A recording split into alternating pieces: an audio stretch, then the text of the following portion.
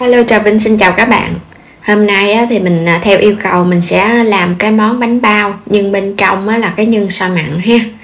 Rất là đặc biệt luôn. Công thức này cái vỏ bột thì mềm xốp nè, cùng với tạo hình dễ dàng. Bên trong là nhân xôi mặn có thêm thịt nữa, vừa ngon vừa dễ. Và mình pha cái bột này bánh bao trắng tinh luôn á, xốp mềm, không có cần dùng đến bột nở luôn.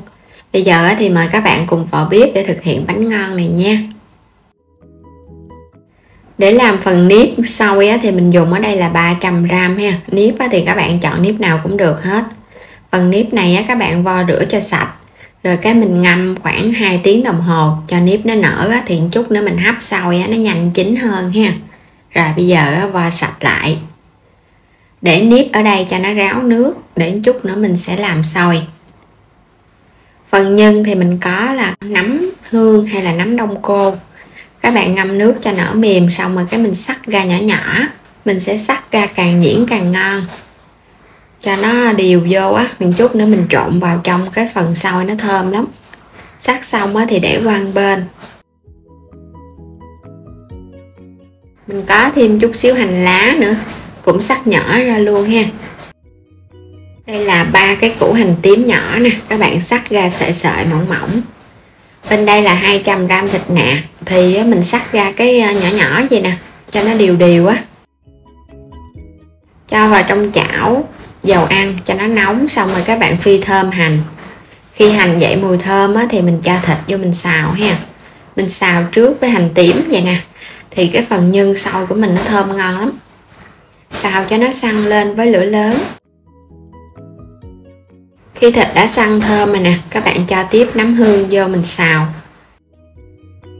Rồi nêm vào muỗng cà phê hạt nêm, muỗng canh đường, muỗng canh dầu hào,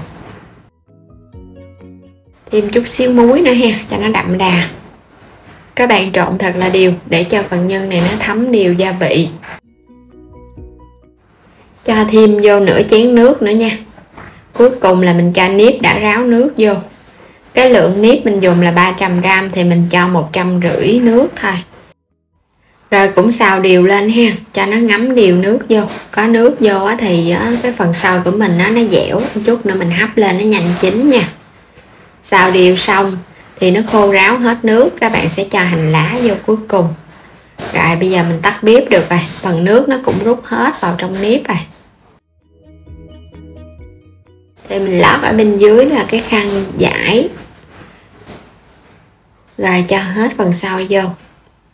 Lót vậy thì xôi của mình nó chín đều, nó không có bị đọng nước. Và cái sửng hấp của mình, cái lỗ nó hơi to đó, nên mình lót vậy cho nó đừng có bị rớt xôi xuống cái nồi. Dàn cho nó mỏng ra, các bạn chừa cái lỗ cho hơi nước nó bốc lên. Rồi mình trùm kín ở trên lại nha, cho xôi nó đừng có bị nhão á. Mình sẽ hấp 20 phút nha, cho xôi nó chín luôn. Thời gian chờ xôi thì mình dùng ở đây là bột mì ha. Bột mì thì các bạn dùng loại nào cũng được. Mình dùng tiếp 2 muỗng cà phê men khô, muỗng cà phê muối.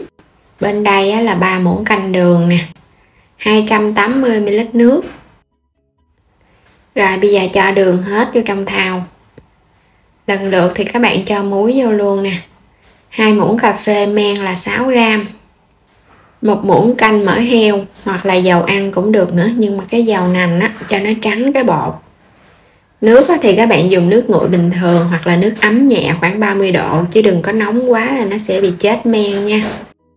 Trộn đều lên cái, rồi mình cho bột vô. Còn nếu các bạn thích cái vỏ bột của mình nó béo ngon hơn thì mình cho sữa tươi thay bằng nước.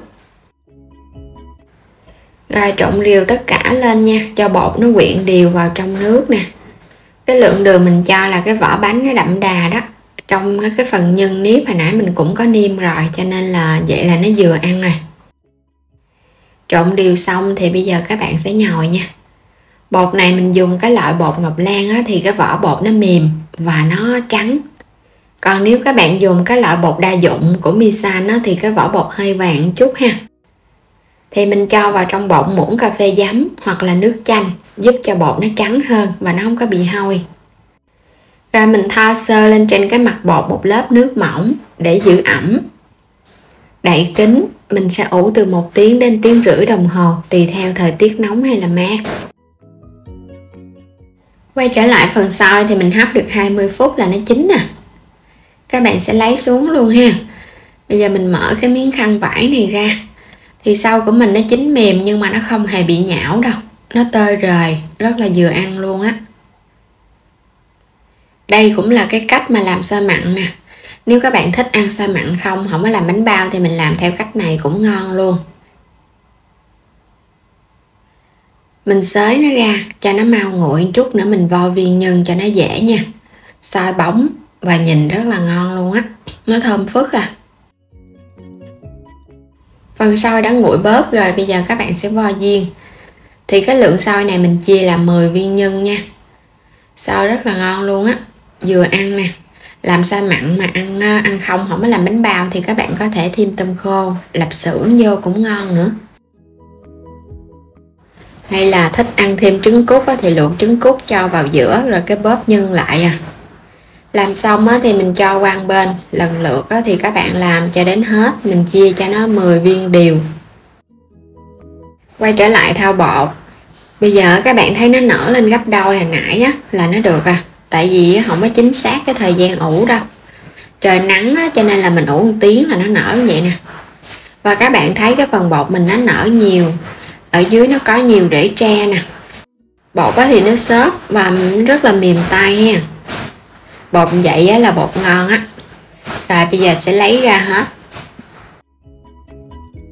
Mình cho lên cái mặt phẳng thì các bạn túm từ bên ngoài vào trong, không có cần phải nhồi nhiều. Bánh bao thì các bạn nhồi quá nó cũng bị chai bột nữa. Mình chỉ cần nhồi sơ thôi. Rồi phủ một chút xíu bột áo cũng là bột mì luôn. Các bạn sẽ cho khối bột lên. Sẽ chia bột ha. Bột này thì mình cũng chia làm 10 cái viên bột. Mình làm 10 cái bánh á. Là cái bánh của mình nó to ngon á. Mỗi một viên bột các bạn dùng chút xíu bột áo. Mình sẽ túm từ bên ngoài mình lặn vào bên trong để cho cái phần da nó mịn, cũng như là cái bột của mình chút nữa mình cán nó không có bị co đó. Vo từng viên tròn. Rồi cái để qua bên, nhớ phủ thêm bột áo ha. Làm xong hết rồi thì bây giờ mình cán, phủ thêm bột, rồi cái cán sơ qua một lần. Xong rồi các bạn hãy cán lại lần 2, làm vậy bột nó không có bị co rút. Đây, mình sẽ cán lại lần 2 nè, bột thẳng, không hề bị co luôn á. Có nhiều bạn hỏi mình làm bột sao mà nó bị co đó. Thì mình cứ cán vào một lần, quay trở lại mình cán lại, xong rồi cái mình cán những cái mép xung quanh cho nó mỏng vậy nè để mình gói. Ở chính giữa nó sẽ dày và xung quanh nó mỏng. Rồi lấy viên nhân cho lên ha. Đây là cái cách gói bánh bao đơn giản nhất. Các bạn cứ lấy cái tay mình xếp từng cái mép bột lại vậy nè. Xếp mép lớn thì chút nó ra cái múi bánh nó lớn. Còn các bạn xếp cái mép nhỏ thì nó ra nhiều múi và cái mép của mình nó sẽ nhỏ hơn. Cuối cùng là mình chốt cái mối lại. Và mình túm đều những cái mép bánh nè.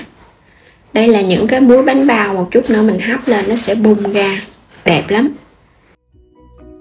Rồi, vậy là được rồi nè. Mình lót miếng giấy ở bên dưới.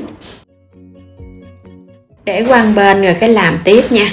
Mình gói rất là kỹ luôn. Các bạn xem từ từ thì sẽ làm được cái bánh bao đẹp à. Chỉ cần xếp từ từ, không có cần gấp đâu. Làm không quen thì mình cứ làm từ từ để có được cái hình dạng bánh bao mình nhìn cho nó bắt mắt. Mình gói xong rồi nè, thì cái phần này mình sẽ đem hấp trước nha. Tại vì gói hơi lâu quá, bây giờ nó nở cái cánh ra thì mình sẽ đem đi hấp. Bánh này thì các bạn hấp trong vòng 8 phút với lửa lớn là bánh nó chín nè, tính từ lúc nước sôi. Sau 8 phút nè, bây giờ mình tắt bếp, mình chờ một chút xíu rồi mở nắp ra. Cái bánh nó sẽ không có sốc nhiệt, không có bị chai và không có xẹp ngược trở lại á. Nhìn ngon rồi đó. Lấy bánh ra thì mình hấp tiếp cái phần thứ hai đó. Mình chia ra làm 2 nồi á. Cái tớp đầu gói xong thì đem hấp. Còn cái tớp thứ hai thì chờ cái tớp đầu xong là mình hấp luôn được rồi. Bánh trắng những cái cánh nó bung đều, xung quanh láng mịn, bông xốp. Cái bột mà mình dùng nó bột cao cấp á, thì cái vỏ bột nó sẽ trắng hơn và rất là nhẹ tay, các bạn cầm lên nó nhẹ tay lắm. Bánh nó xốp á, thì mình cầm cảm giác nó nhẹ, còn bánh mà lỡ bị chai cầm lên nó nặng cục luôn. Xung quanh nè, nó nở đều. Mình thấy á, cái cách mình làm vậy đơn giản nè, mà bánh á, nhìn nó còn trắng hơn mà bánh người ta bán nữa đó. Hoàn toàn không có dùng bột nở, bánh vẫn nở ngon nè. Không có dùng cái phụ gia để làm bánh bao luôn. Người bán á, thì đương nhiên người ta sẽ dùng phụ gia để làm bánh bao, chất tạo xốp nè và tạo cái độ trắng cho bánh nữa. Ngon quá ha. Bên trong á là nhân xoài mặn. Mình cảm thấy nó lạ miệng thì mình ăn nó cũng đặc biệt hơn. Thay vì á, mình làm nhân củ sắn và thịt xào, hôm nay á, các bạn thử cái món này. Vừa ngon vừa lạ nè. Bên ngoài á, là cái lớp bột mềm xốp, bên trong là phần nhân dẻo dẻo thơm thơm. Đặc biệt ở trong công thức làm bánh bao, nhất định đó các bạn phải lột da được thì bánh nó mới thành công ha. Đến đây thì cảm ơn các bạn đã theo dõi ủng hộ kênh của mình. Nếu như chưa đăng ký kênh thì bấm vào đăng ký kênh để nhận các video mỗi ngày xem hoàn toàn miễn phí, ủng hộ kênh mình nha. Xin chào và hẹn gặp lại các bạn ở những video tiếp theo.